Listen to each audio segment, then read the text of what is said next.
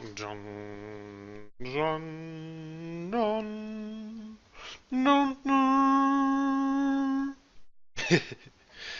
That's right, it's finally here. Let's get that tango head off. BoomBox 2.0. I'm J.A. McDonald, and here we are on the This Old Block server. So this is the exterior of BoomBox 2.0.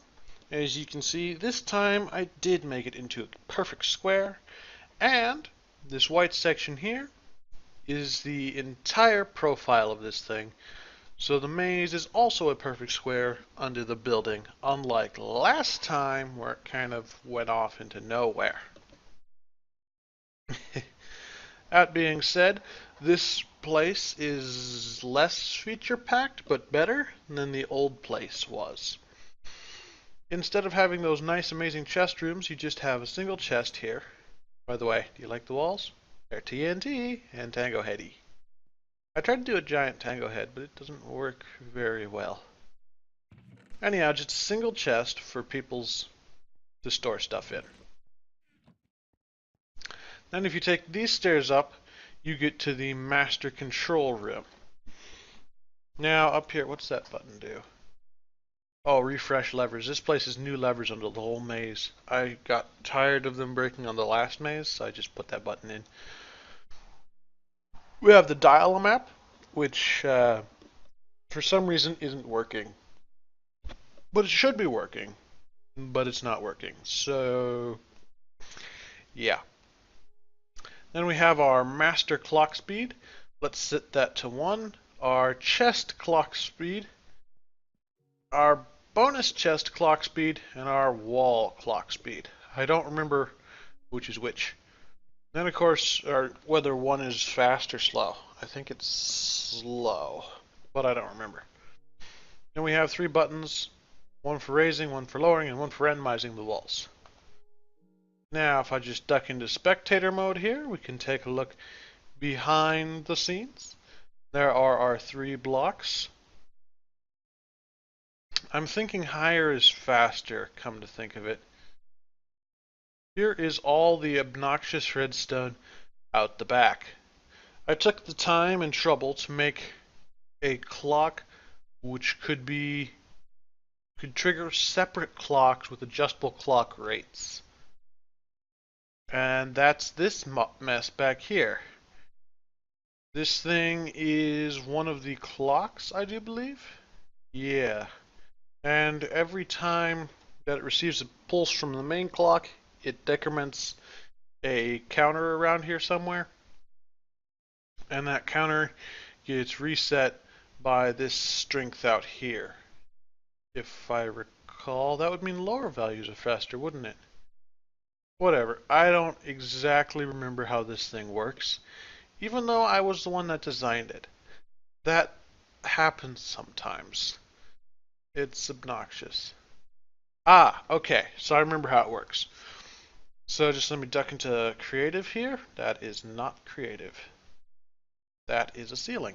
So the way this works is this repeater, as long as it has signal strength here, will supply full signal strength here, which will mean that this comparator, which is set to subtraction mode, is always outputting nothing, even though it should be outputting something. As soon as this line here goes to 0, then the output from this comparator will trigger in this comparator, and it will be inverted. And this one is the signal strength received modified by the contents of this hopper. So not a lot. I think it takes it down to 14 or something. I don't remember exactly.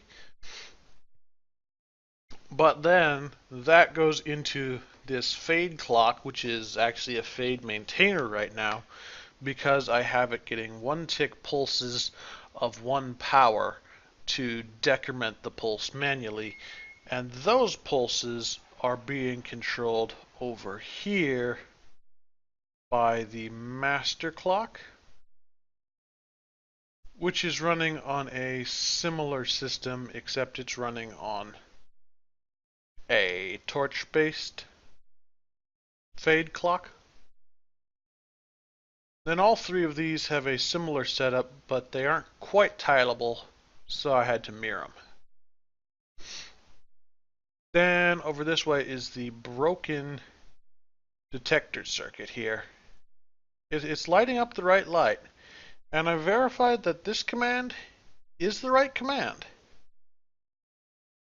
It just doesn't work. I don't know either. So let's go back over to the command center here, and I'll show you the downstairs.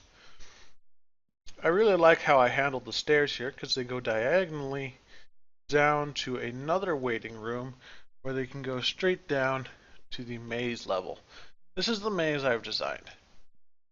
I used my computer program that I showed you in the last episode on my channel, last video on my channel. No, video before that. The maze generator, I'll link it in the description. I used that to generate this maze, and then I punched out some random sections to make sure it was all connected and such. Then over here, I was going through and making it purdy-like with the slabs and all that sort of stuff, but then that got tedious and I stopped for some reason in here. In places I have it, but in other places it's not. But, you know. Then in order to enter the maze, you have to run around to one of these one of these colored patches and hit the button. And that just teleports you down, it clears your inventory, but it does not set you into survival. So we'll have to do that manually this time. Or add another command block, which I can do, but I don't necessarily want to do. Then around here we have a chest in the corner. These are powered by loot tables rather than clone commands, so they are considerably lighter weight than they used to be. And if I just sit here looking in this chest until its content cycles, which, there it was, you can see that it's all randomly generated loot, and it doesn't kick you out of the chest interface when it happens. And then over here, we have one of the bonus chests. These are also powered off of loot tables and contain assorted nonsense and such, which is better than the other stuff, but not great. As you saw there, the walls move. And I've also added a couple of these. Basically, you have to hit the button to get through these. Yeah, they're not the greatest idea, especially since they can lead to this.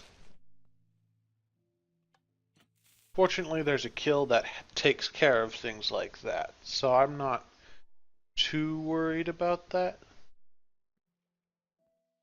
Yeah. Anywho, that's more or less all I have for BoomBox. The only way out is to die or to fly out. And I suppose the next thing I have to show you is how this all works. So those commands up here, these very few commands, are all executing on armor stands of one sort or another.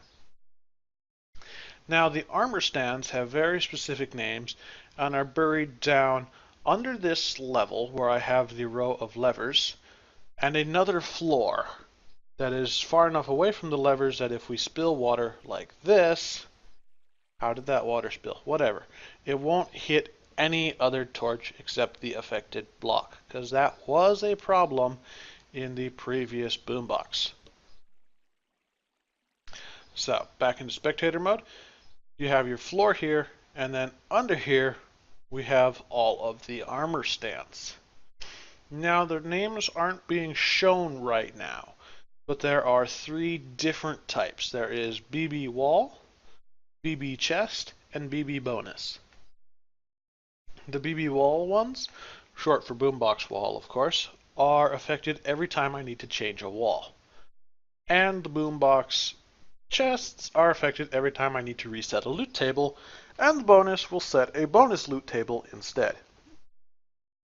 It's an amazingly simple system, and it's currently being run at full tilt, and I still get 9 FPS while recording, which is considerably better than I got in the previous BoomBox, if any of you remember that thing. Oh, and by the way, I've also tested out on the Hermitcraft BoomBox, and even though this one is considerably larger, it generates less lag as well. So it's an all-around better system. If you guys are interested in seeing what the commands are for the armor stands and such, just let me know down in the comments and I'll be sure to put them out. If you liked this video, please leave a like, and of course if you want to see more videos like this, just subscribe. I try to have a video out every week, sometimes 2 a week, sometimes a little bit more than a week goes by between videos, but I think it averages out to 1 or 2 a week. Boy, that's a weird average. Anyhow, thank you all for watching. As I mentioned, like, subscribe, blah blah blah, comments.